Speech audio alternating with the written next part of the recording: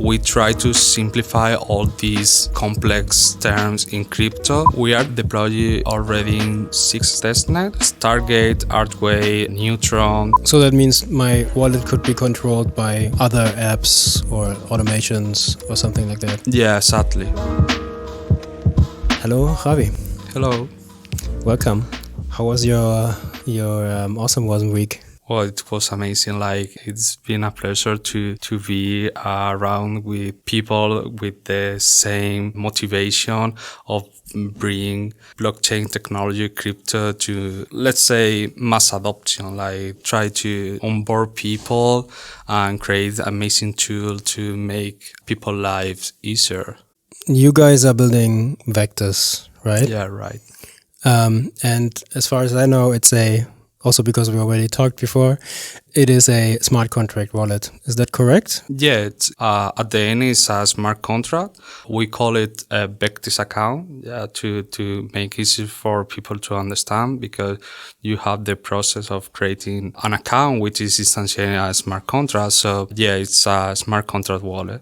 So you mean users don't actually need to know that it's a smart contract wallet, right? Yeah, that's the intention. We try to simplify all these complex terms in crypto and try to let the user be an agnostic of the technology that they are using. I mean, some people would say, why do you even need that? I mean, they're normal wallets, right? So why should people care about having a Vectis account? I think there are benefits of having a smart contract wallet. There are two different accounts. One is the standalone account, which you have your keeper, and with your keeper you have, let's say, the ownership of an account, and you have the funds of that account, and you could sign transactions that belong to that account, come from that account. But one of the negative points of that is if you lose your seed phrase, your private key, you don't have access to your funds anymore. Other point, one of the benefits of having a smart contract wallet is a smart account. So it's programmable and you could extend the functionality of the account. Yeah, that is one of the limitations of a standalone account, is just an account and doesn't have logic. Yeah, and what's possible then with that? Actually, we developed a plugin system, so you could extend the functionality of the Vectis account with these plugins.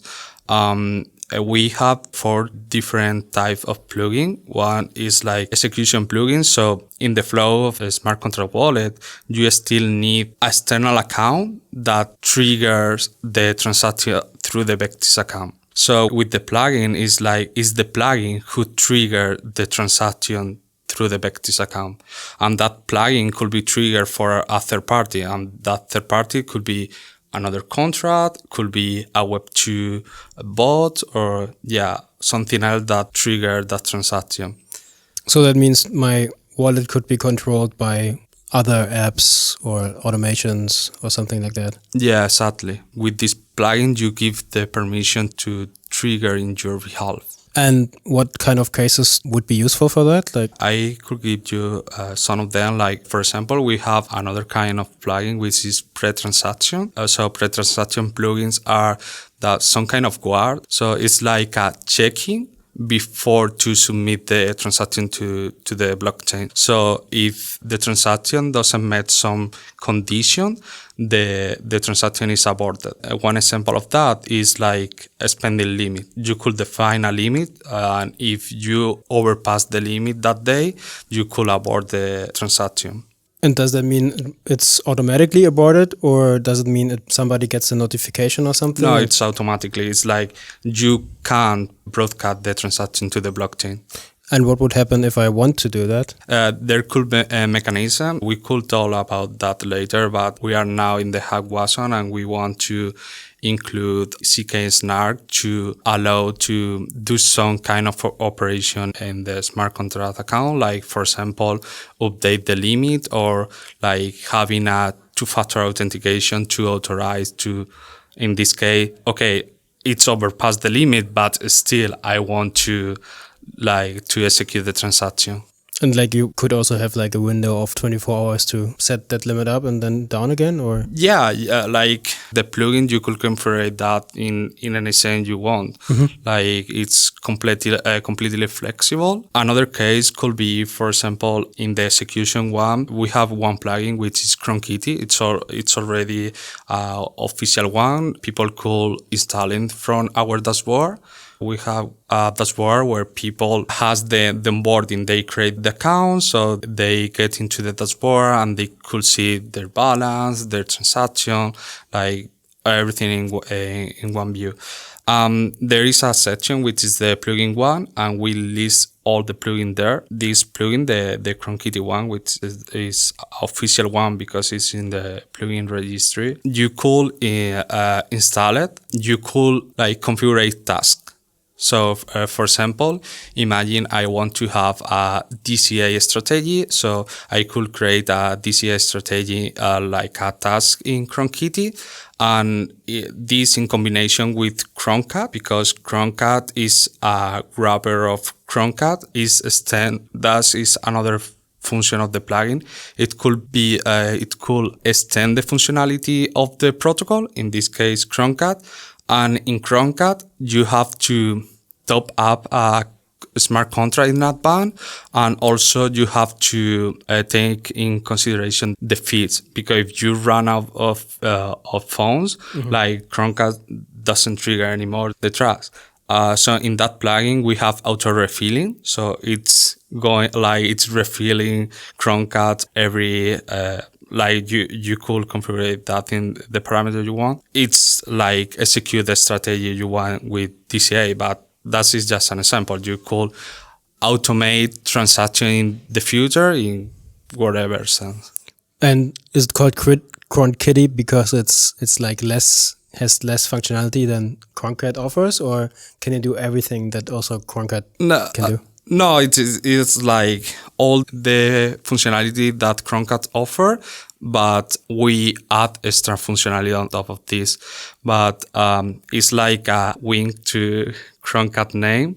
And also, like, the plugin is smaller than the whole Chromcat infrastructure. They have all these agents to execute the task. So for that reason. Since we're there, what other plugins are available for Vectis, at least for now? Yeah, we have another plugin, which is the Avida one, Avida Identity plugin. This plugin is another kind of plugin, another type is a query type that this plugin allows is to extend the story of your smart contract wallet. So, for example, when you create your smart contract wallet, you have defined some values that you are going to store in the contract. But what if you want to have more information in your wallet? By default, we didn't configure to have more information, but you could extend the information you have in your wallet with this plugin. And what does information in that context mean? Like the text? Yeah, it's depending on what do you want to store. You could store like a external link, like it could be anything. Like you define in this new plugin what you want to store. For example, in the Avida one, you store the public key or a CK credential. So after we have a verifier on chain, so the verifier could get the public key and the proof and verify that the proof is valid. And what does that mean? Yeah, for example, the use case of that is like you want to make sure that someone, for example, Vectis want to integrate identity, like self-sovereign identity in the wallet. So for that reason, we have this plugin. And the idea is like, for example, in the future, when you are interacting with a DApp, if that DApp requires to have a KYC, like you don't need to pass a full process of that because you already have a credential that is that credential that verifies you are a real person. So with that credential, you could look into a platform or maybe do something in the protocol like mint or something like you can mint if you don't have KYC. And how can I demonstrate that I have KYC, like with this credential. And so not my KYC data is in the wallet or connected to the wallet, but it's more like the proof that I was KYC'd, correct? It is the public key. So the verifier do a challenge, give you a nonce, so you generate a proof, and in the transaction you attach the proof. So the verifier with the public key, the proof, could verify that you have a valid credential without, it's also CK, so it's not revealing any confidential information. And what other plugins are there? So as far as I understand it, also projects can create their own plugins of their products to be integrated into Vectis, correct? Yeah, sadly. I think there is another kind of plugin, there's like the post-transaction plugin. It's quite similar to the pre-transaction plugin, but what it does is like after like in the moment it's finish a transaction, it do some checking at the same as the pre-transaction, but if it doesn't like meet the condition, it's also revert all the transaction.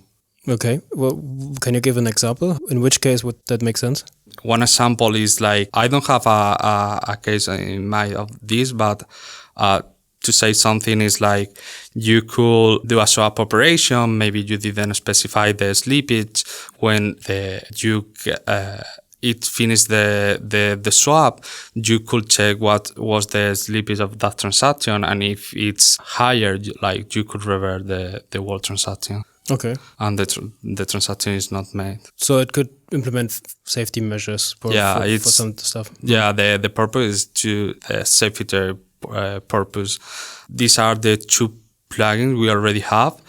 We are also developing the spending limit one. We want to develop another one with a granular permission, like give permission to kind of OC to give permission over a contract execution or a specific message execution. The idea is like not only protocol, but also developers, instead of developing a new protocol, maybe they find a business model in one plugin. So they don't have to develop a full infrastructure. They just need to develop that plugin, and they could create their own business model, because the developer could decide if they want to share per instantiation, that will be per install for a user. So every time, like the first time you install a plugin, you have to pay a fee.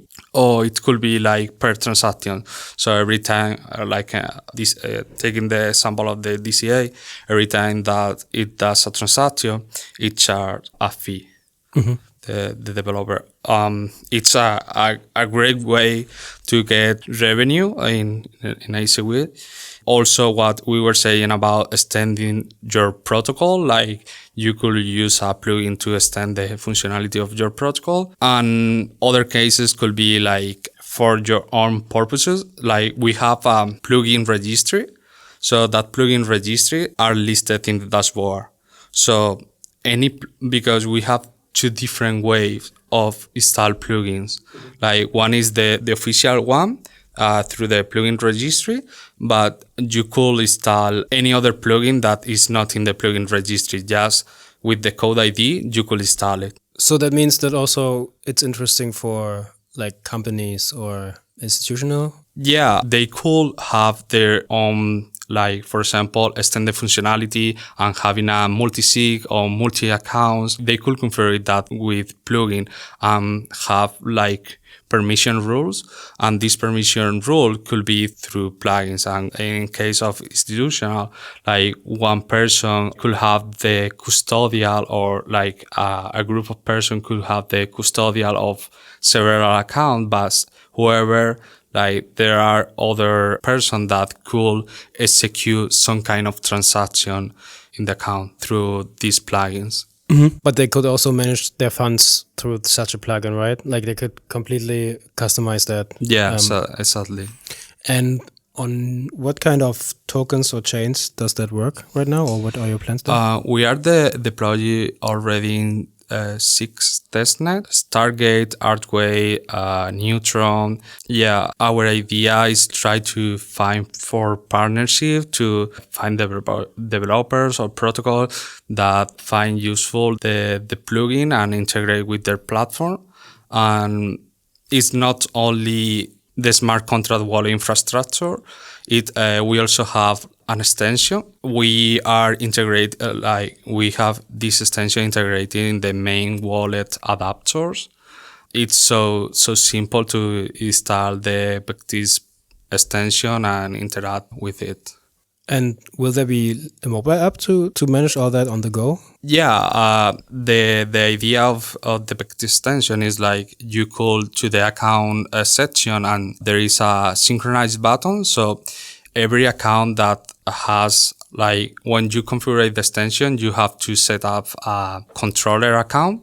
So we search all the account that controller is the controller. So it fetch all the account and you could select after that this smart contract, like the Vectis account, this smart contract account.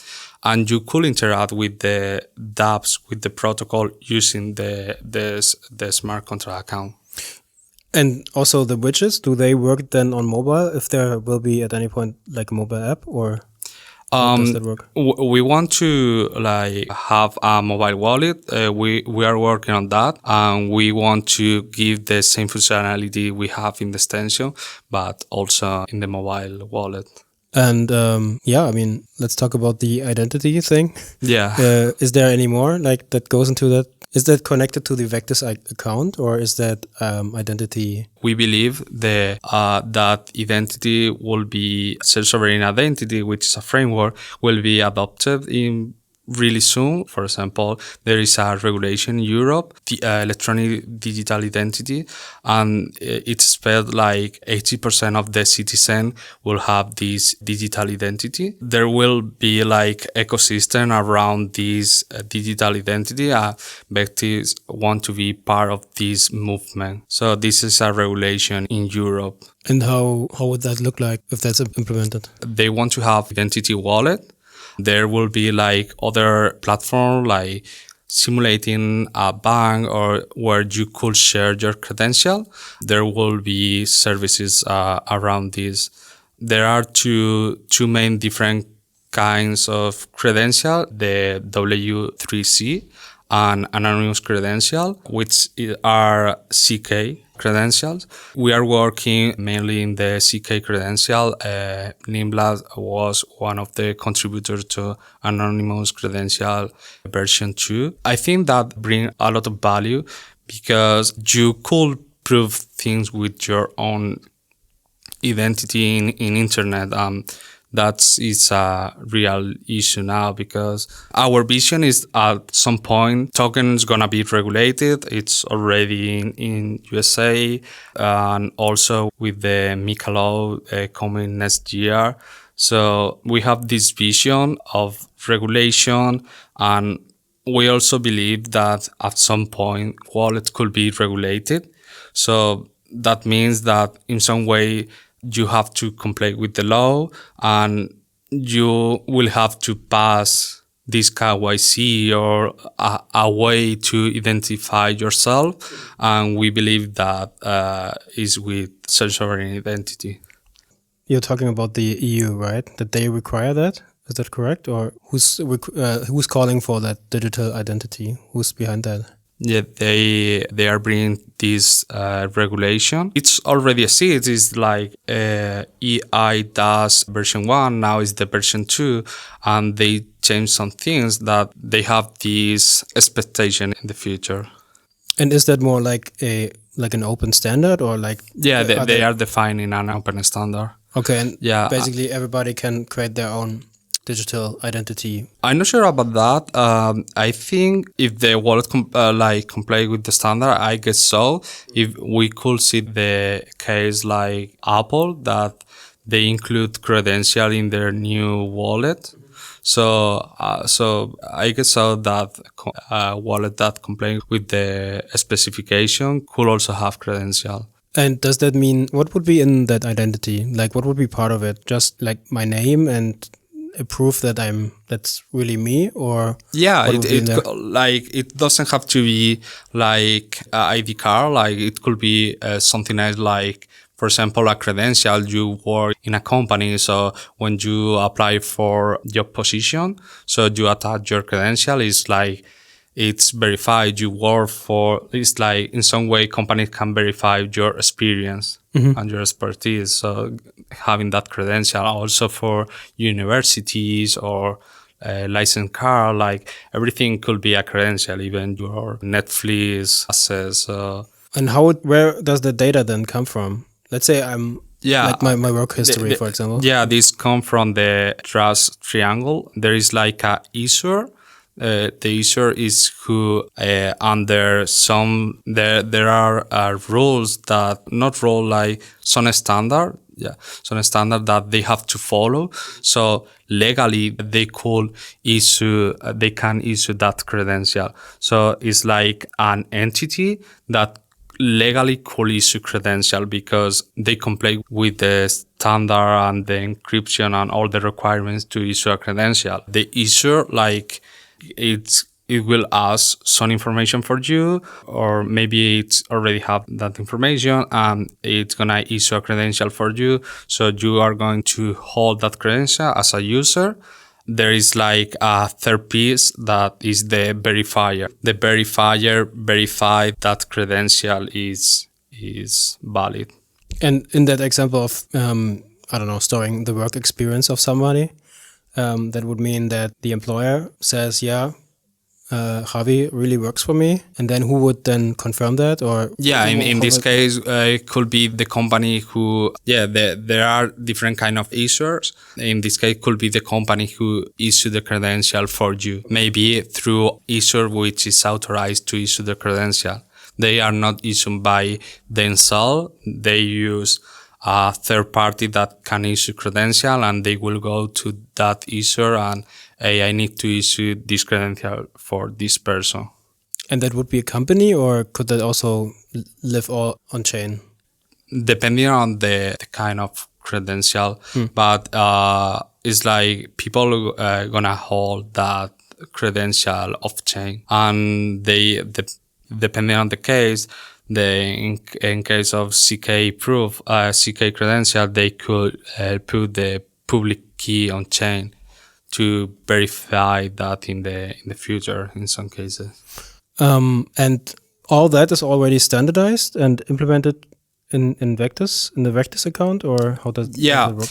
Vectis is like one of the products of Nimlab. Nimlab is developing other projects. One is Avida, is a framework. We need the Vectis infrastructure to include to have account abstraction and also a way to bind, because you could combine credential. It's like you could present more than one credential at the same time. It's with this plugin allows us to put credential on chain. We have the verifier that verify the credential is valid. We already have that infrastructure, but we have the identity plugin currently now in Injective, but we did like a proof of concept of this framework from Injective in one hackathon. And we have the identity plugin only in Injective, and it's possible to deploy in other chains. Like there is not problem with that. We have a contract with this verifier, and that verifier could verify some credential. So it's possible for other people to develop their own verifiers. Does that mean that I see, for example, your identity, you would like approve me or give me rights to look into that, right? Yeah. And then I need to check with somebody else to see if that's actually all proven. Yeah, so the flow will be like, for example, we create for the hackathon a launchpad. So the idea of the launchpad is like all people that buy the token that our organization create should have passed the KYC. Mm-hmm. So it was a requirement to buy tokens to have KYC. So In the CW20 contract, we add an extra line to verify that the proof attached when someone was buying the token. Well, actually, it wasn't in the CW20; it was in the Launchpad. It has an extra line to verify that the smart contract account has the credential. So if it had the valid credential, so it's passed the check and could continue to buy the token. It's not actually the credential. So the flow will be like you have the public key in the plugin. So you ask for a challenge that keeps you announced. So you generate a proof with that known, so you are allowed to, like, with that new proof, that the verifier could verify that the public key and the known match with the proof. So that is like gives you a check and it allows you to pass. And I guess that way it's also secure, right? Because you never send out the actual data. Or yeah, you are not sharing any confidential data. And are there already use cases where, except for buying tokens, that make sense? Like when you want to issue tokens and you want to keep some people out, like, I don't know, the US, because it's complicated. Yeah, for example, in the case of buying token, like you could say, okay, people that has KYC, like has a real identity, it's a real person, but you could say, oh no, like one specific kind of person, or maybe one specific kind of person. I mean, like maybe people from one country. Like, okay, it's only possible to meet people from Europe but not USA. Like you could, that is the reason why people could create their own verifier, because some of them are going to verify different things. So that's the idea. Whoever could create different mechanisms to prevent to do something, like, for example, this token, you could send it, at least you have a credential, like a valid proof, but you could move it. Maybe you could receive it, but you could move it, at least you have a valid credential. Okay. And are there any other plans for or how to use that identity? Is there anything in the works except for that token? Yeah, thing? Not only for asset, but also to authenticate in different platforms.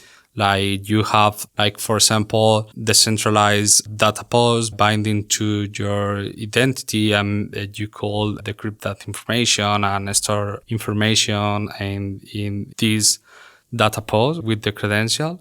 Yeah, these are like the cases. Mm-hmm. And will that also reflect in some kind of verification on my phone, for example? Will there be something like, I don't know, I go to the club and need to verify that I'm over 21? Yeah. How would that look like? Yeah, of course. That is one of the thing of CK. Is like, for example, if you go to a club or to go somewhere that require to show your ID, is like you are sharing your age, but not only your age, but also your address, and you don't have to share that. Why? Like, you don't have to say how many years old are you or where you are live. And CK is like a boolean. It's return true or false, and you know that person, like, it's below 18 or 21, and it allows you to buy without revealing any information. That's the idea. Like, you could have all this in your phone, and also for people from countries where they don't have, like, access to, for example, crypto help these people that doesn't have access to a bank account, or this kind of thing, but also for refugees that don't have access to their identity. They could have it online. So when they have to migrate to another country, it doesn't matter if they lose in the way, because they have it decentralized, the identity. And then there's, for, like, in the Vectis wallet itself, there's also that mechanism, or like it's enabled already for being retrieved by different persons, right? Or like the Guardian thing. Is that a key functionality? We have that functionality in the dashboard. In the dashboard, the flow is like before to connect your wallet, you have to path like create an account or go to the Guardian view. So if you go to the Guardian view, you need to connect the wallet. So because we fetch for all account where you are guardian of. After that, you could do key rotation or suspend an account in case that person requests for any of these options. And what is key rotation? What does that mean? Yeah, key rotation is like there is a controller binding to the smart contract account. So the controller is who control the account. And when we say key rotation, it's like we rotate the address of the controller. So another account could control the smart contract account. Like the old one lose the control and this new account gains the control of controlling the account. So that means I'm in control of the account, and you and your girlfriend that who's sitting in the corner there. And then when I lose access to my account, you could push the key rotation, and then what would happen? Yeah, you could request to your guardian. That could be a friend, a family, or in that case, you too, right? Yeah, or have a second device, like your own device, you're storing in your home. So the guardian, depending if it's a multi-sig or not, like could rotate the controller address. Like if not a multi-sig, like one guardian could rotate the controller address. If it's a multi-sig, it has to pass the threshold of the multi-sig. So that means you two would vote for the key rotation. Yeah. And then we all would get new keys, or? No, it's imagine you have the Vectis account and you have us as a guardian, so you lose your mobile and you don't have access to your controller account anymore. So you say, hey, Javi and Iris, could you rotate my controller address? Of course we can. So you provide us the new controller address. Create a new wallet. Yeah, the new wallet. You need to create a new wallet. And you provide us the controller address, and we put that one like the new controller. So you make it admin, yeah, so to say. Okay. And is that the only Guardian functionality, or are there others too? They can suspend you an account, like I'm going to travel for a while, or I'm going to other country, or maybe I lose my phone, but I'm not sure if I lose completely, like maybe somewhere. So could you suspend my account? Yeah, of course. We suspend the account. Okay, yeah, I found my phone. Okay, I will activate your account again. Or for traveling, okay, I'm sure I'm not going to use the account, so I'm going to suspend the account. Do you have also plans for some kind of social features? So the Guardian mechanism works for people that I trust, but I think it's supposed to be, for example, my wallet, right? I use it, and then when I lose access, I can ask you guys to give me access again. But at the same time, you can't access my funds, correct? We don't have access to the funds. Only when you vote, I get access to my new address. Yeah. Okay. But like if you have a threshold, you need, like in case of having 4 guardians, you could say, okay, I only need 2 of them to sign, like to accept the key rotation, the rotation of the address. And do you guys have plans for more social features? I don't know, family wallets, or like wallets that are controlled by multiple people, like a multi-sig, but maybe more modern and social? Yeah, as I said, you could create all these structures you desire with the plugins. Yeah, we are on it, like trying to ship valuable plugins and to change the way of the Vectis wallet works, like trying to add more features and maybe add different kinds of social recovery, and maybe don't depend on only on guardians, but maybe one guardian could be or a centralized service or an email or like different kind of guardian. Yeah, because you could develop a plugin that will be like with the key of the email, which is a kind of signature, like allow like both for you to do the key rotation. So someone with an email address could do a key rotation. Like trigger it. Yeah. Is all of that already available, or is there anything you guys are still working on? What are the plans for the next couple of months? We have in mind, we already developed a prototype to have kind of like a mesh of a smart contract account. It's something like Interchain account, where you have like having for contract, like having, because in a standalone account, you have one account that like a seed phrase that you could derivate address account in all chains. But when you deploy a smart contract account, it's specific for that chain. So we want to develop a mesh of contract that interact with among them. If you, for example, change your guardian, it's affect to the whole network of the contract. Like, for example, we have the extension that exposes the smart contract wallet. So you have a different smart contract account deployed in different network, and you connect, for example, in Osmosis. So we will use the smart contract account from Osmosis.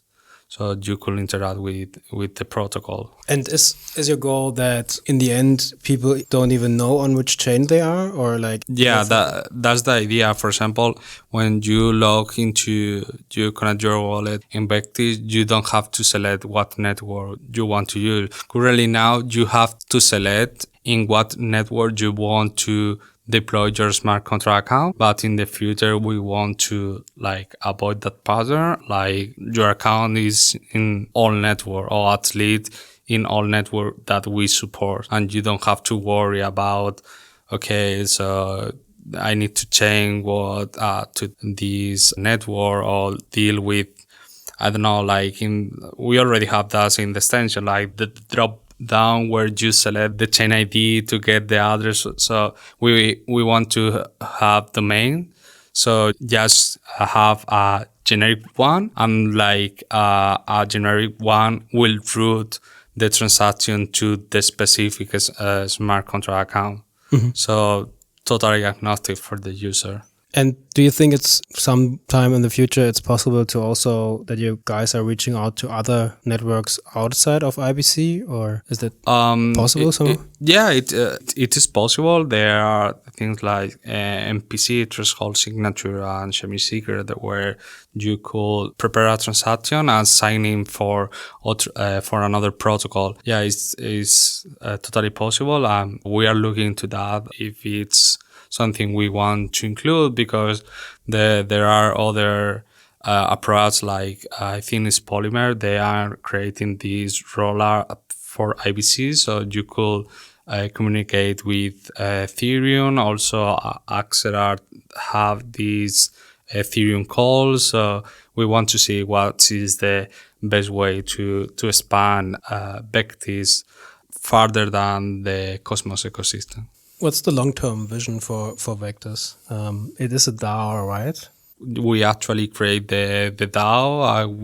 We have the deployment of the DAO and everything, and that is one of our goals, like to have the DAO. We are exploring trying to have that DAO and to pass from a centralized DAO to a decentralized DAO, because in my opinion, it's difficult to spin out a DAO, because if you do an airdrop, or it's complicated to keep the sovereignty of the DAO. And with the simulation, and we are trying to find the best way, but definitely we would like to have that DAO. And for the Vectis wallet itself, is there any long-term vision for that? Like, how it would look like in 10 years? Is it like, are we all using Vectis wallet? Our vision is to reach mass adoption, and everyone could use the wallet and give access to financial instrument where to people that don't have the time or they don't have the knowledge to do this thing, but in an easy way of doing that. I think that's the final vision of Vectis. And where would people look if they are interested in Vectis, in the wallet, or in building plugins for it? Where would they start? Let's say somebody wants to develop a plugin for Vectis. Where would they look first? We create a tool for creating a plugin. We create a template so they can start from that template. We also create a CLI so anyone could recreate the Vectis infrastructure in a local chain they run on local. And also we include, because all these tools are like CLI, more developer things. So we also create like a UI experience. We include in the extension a love experience. So people create custom message from that UI. So in maybe you want to interact with the smart contract account and there is not a UI, a app, something that support, but you want to trigger the message so they can use it from the lab. And also they could upload contract from that UI to the chain. Currently now we fetch the account from our infrastructure. So, but they could change that. To fetch the smart contract account, and they could point from that UI to a local host. So when they are experimenting in local, they could point to a local node and fetch from that local node the smart contract account. So that will fetch the smart contract account in the extension, and they could try the extension in a local environment in a DAO. Yeah, I'm out of questions. Yes, also just to mention that in the dashboard, we have a settings section where you could change your guardians. Like imagine you give permission to someone, I don't know, or a device, and you lose that device, you could change your guardian. We have like a delay time in order to, if someone steals you the account, not rotate the guardian, and after that they rotate the controller. So we have a period of time to do the rotation of the guardian. Yeah, I mean, I would say thanks for your explanation of the Vectis wallet and what you guys are doing. I hope like a lot of people will build plugins for that, and that you guys get a big user base in Cosmos. And I'm happy to try out the new version. Yeah, thank you for inviting us, and yeah, happy to help in anything we can in our Discord or something. Thank you. Thank you.